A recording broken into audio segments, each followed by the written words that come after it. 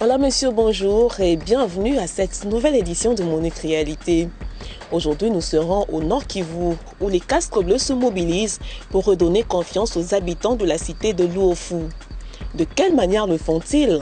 C'est ce que Oreb va nous dire dans cette édition, juste après ce point d'actualité. Le sous-secrétaire général des Nations Unies en charge de l'état de droit en mission d'évaluation en RDC était au Nord Kivu. Il a effectué plusieurs visites, notamment dans des centres pénitentiaires, et il a rencontré les autorités politico-judiciaires et sécuritaires. Dmitry Titov a déploré la situation misérable de détenus dans les prisons congolaises. Pour lui, le gouvernement congolais doit prendre en charge efficacement l'armée, la police, la justice civile et militaire, gage légitime dans l'état de droit. Et la communauté internationale est prête à l'appuyer dans ce sens. It will be important to see that there is improvement in human rights behavior in the armed forces of the police of the Congo, that there is improvement of professionalism, that the payment of salaries is ongoing, and there is overall amelioration in all these services. This is absolutely essential, together with the issues of impunity and protection of the civilian population. À Kinshasa, la MONUC a réhabilité, dans le cadre de ses projets à impact rapide, la salle des réunions du siège de la plateforme du cadre permanent de concertation de la femme congolaise, CAFCO. Le coût global des travaux, évalué à 20 000 $ américains, est dans près de 14 000 financés par la MONUC. De son côté, le Fonds des Nations Unies pour la population, UNFPA, a équipé la salle en matériel informatique et en meubles pour une valeur totale de 25 000 $ américains. La représentante spéciale adjointe du secrétaire général des Nations Unies en RDC, Leila Zerougi, a souligné que cet appui de la MONUC est conforme à son mandat, à savoir la protection de la population en général et des femmes en particulier, mais aussi l'appui à la société civile. Nous sommes à Luofu, dans le Nord Kivu. Jusqu'à une date récente, cette cité était sous contrôle des FDLR. Depuis qu'ils en ont été chassés, ces rebelles rwandais n'ont cessé de multiplier de raids, parfois meurtriers. Et pour faire cesser ces attaques, la MONUC a installé sur place une base opérationnelle mobile. Il s'agit au fait d'une équipe de casques bleus prête à intervenir rapidement dans un périmètre donné pour secourir des populations en danger. La question ici, c'est comment fonctionne une base opérationnelle mobile. Et pour cela, Oreb s'est entretenu avec le commandant du bataillon indien à Luofu. Il nous apporte des réponses dans ce reportage. Ces collines servaient de refuge pour beaucoup de déplacés de guerre qui fuyaient les atrocités et les combats des groupes armés. La ville de Kirumba est située au nord-est de la cité de Luofu, la ville de Kaina à l'est de la cité de Luofu et la ville de Kanyabayonga au sud-est. Non loin au nord, il y a la position des FARDC et un peu plus à l'ouest, il y a les TOB de la MONUC, c'est-à-dire la base opérationnelle temporaire de la MONUC. La cité de Luofu a abrité pendant longtemps les différentes positions des FDLR qui ne cessaient de tracasser la population. Mais depuis l'opération Kimia 2, avec le soutien de la MONUC, les FARDC ont aussi poussé les FDLR dans les hauteurs que vous êtes en train de derrière les hauteurs que vous voyez de l'autre côté. Maintenant, les FARDC sont toujours à la poursuite des FDLR et les opérations continuent. Nous sommes maintenant ici au Tiobi de la MONUC.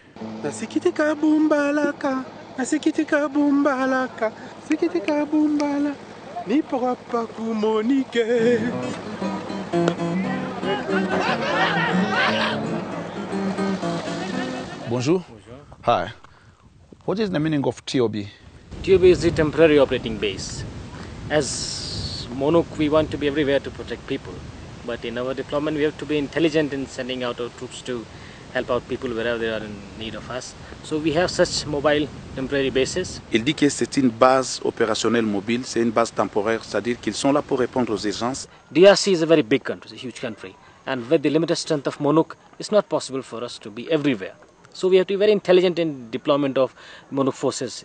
Therefore, we have these bases like TOB over here. In case of any such trouble, we have this mobile force which moves out, gets deployed there and provides protection to the people in consonance with the FARDC, the Congolese army. Le Congo est un très grand pays. On ne peut pas être partout en même temps. Nous travaillons toujours avec les FARDC et nous essayons de nous déployer et de répondre aux urgences où nous sommes appelés avec notre équipe mobile. I've got 5 villages in this area.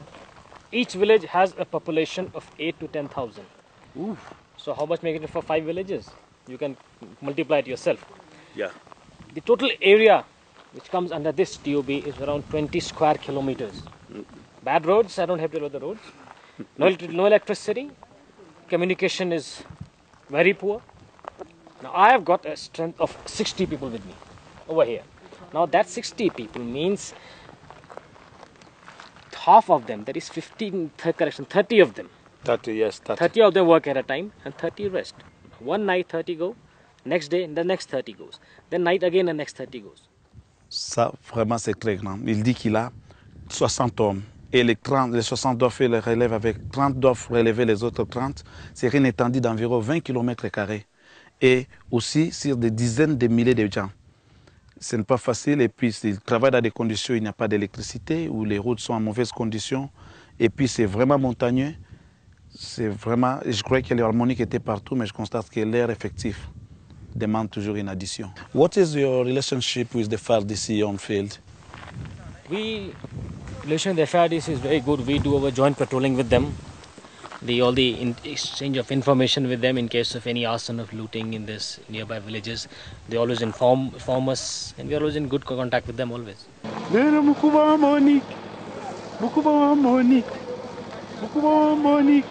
India Army.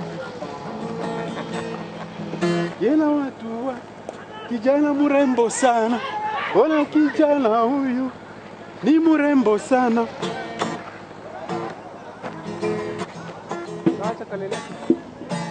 Here I'm not seeing anything. I see the place is peaceful. Yeah. I think this is the biggest testimony of our work, that everything is peaceful here. That is what MONUC is here for. We have a patrol, those 30 men, we keep moving around in these villages, ensuring that there is no trouble over there. People are sleeping peacefully. Let me tell you, a few months back, once the violence was there in this village, nobody was sleeping in this village.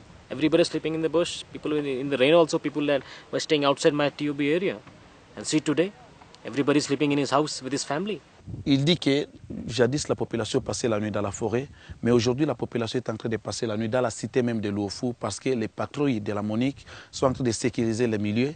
Les patrouilles de la MONUC sont en train de faire à ce que la population puisse avoir confiance. Do you communicate? Do you know the language of Congo? How they greet in Congo? Jambo. Habari. How are you feeling when in Congo, when doing this mission? What is your feeling? Yeah, my feeling is good.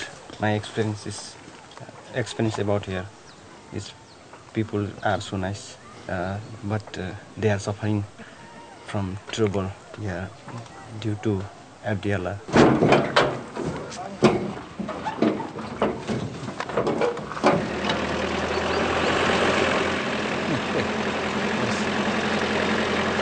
C'est la fin de notre voie sur Luofu. Luofu que vous êtes en train de voir, vous voyez la MONUC qui est en train d'opérer, des patrouilles.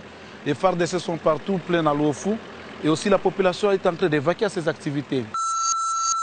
Vous avez dû le constater, 60 casques bleus pour sécuriser 5 localités avec une population totale estimée entre 30 et 40 000 personnes sur un périmètre de 20 km². La tâche n'est pas du tout facile. Toutefois, la collaboration entre FARDC et MONUC et les patrouilles mixtes porte déjà leurs fruits. Aujourd'hui, les habitants de Luofu peuvent passer la nuit chez eux et évacuent normalement à leurs occupations. Néanmoins, vu la configuration du terrain, la menace FDLR est constante. Sur ce point fin, MONUC Réalité, au revoir et à bientôt.